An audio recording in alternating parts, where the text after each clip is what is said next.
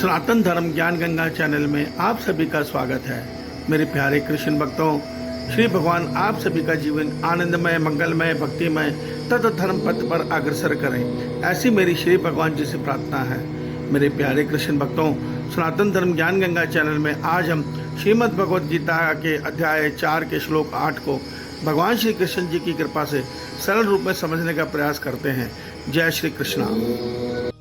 मेरे प्यारे कृष्ण भक्तों, श्रीमद् भगवद गीता के अध्याय 4 के श्लोक 6 में भगवान श्री कृष्ण जी ने हम सब मनुष्यों को अर्जुन के माध्यम से यह रहस्य समझा दिया है कि वह स्वयं परमपिता परमेश्वर अर्थात समस्त प्राणियों के ईश्वर हैं। उससे अगले श्लोक 7 में भगवान कहते हैं कि जब जब मेरे संसार में धर्म की हानि होती है और अधर्म की वृद्धि होती है, तब तब मैं धर्म की स्थापना के लिए तथा अधर्म के नाश के लिए अपने आप को किसी स्वरूप में रचकर इस संसार में अवतरित होता हूँ। अब उससे आगे आज के श्लोक में भगवान श्री कृष्ण जी अर्जुन के माध्यम से हम सबको यह गूढ़ रहस्य समझा रहे हैं कि हे अर्जुन, मेरा इस संसार में अवतरित होने का उद्देश्य है मैं साधु पुरुषों के उद्धार करने के लिए तथा पाप कर्म करने वाले मनुष्यों को विनाश करने के लिए और धर्म को अच्छी तरह स्थापना करने के लिए मैं युग युग में एक रूप रचकर प्रकट होता हूँ।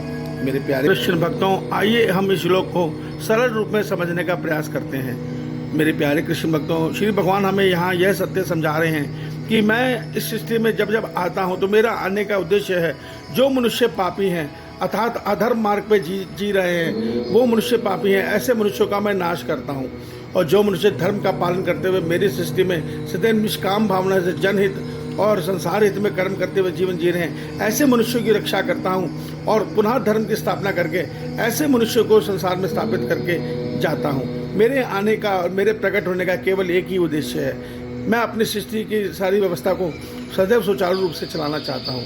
मेरे प्यारे कृष्ण भक्तों, इसके पीछे एक गहरा रहस्य है। परमात्मा की इस सृष्टि के विज्ञान में एक नियम है कि अगर अधर्म ही अधर्म हो जाएगा तो ये ब्रह्मांड, ये सृष्टि सब धरातल में धस जाएंगे, सब सारा सिस्टम कोलैप्स हो जाएगा।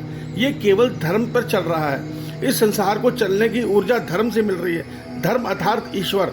तो ईश्वर तब तक ही संसार को चलाएंगे जब तक इस संसार में धर्म है।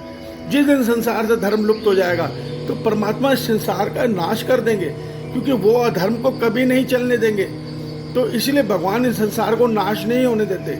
इस संसार को जिस प्रकार से जब हमारे कोई तवे पर रोटी बन रही है, वो ज़्यादा गर्म हो जाता है तो इसलिए उस पर जल छिड़क के उसको ठंडा करती हैं, उसी प्रकार से जब जब पाप बढ़ जाता है तब तब हमारे ईश्वरीय सृष्टि में आते हैं और अधर्मियों का नाश करके, जो धर्म के मार्ग पर नहीं चल रहे उनका नाश करके पुनः धर्म की स्थापना करके जाते हैं। अब परमात्मा के धर्म की व्याख्या देखिए। आज कलयुग के मनुष्य में कोई भी भीष्म पितामह की तरह नहीं होगा, मगर भीष्म पितामह को भी भगवान ने अधर्म ही माना। क्यों?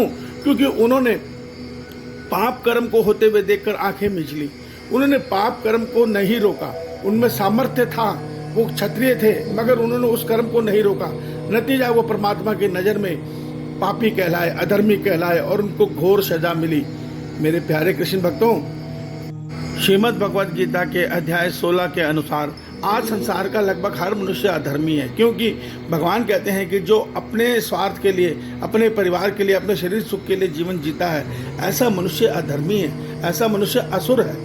भगवान कहते हैं धर्मी केवल वो है, धर्म का राह चलने वाला मनुष्य जो निज हित का त्याग करके संसार हित में और जनहित में निष्काम भाव से कर्म करते हुए, निष्काम प्रभु की भक्ति करते हुए जीवन जिए, वही धर्म की राह पे चल रहा है। तो मेरे प्यारे कृष्ण भक्तों, इस सत्य को समझो और अपने आप को साधु पुरुष में स्थापित करो।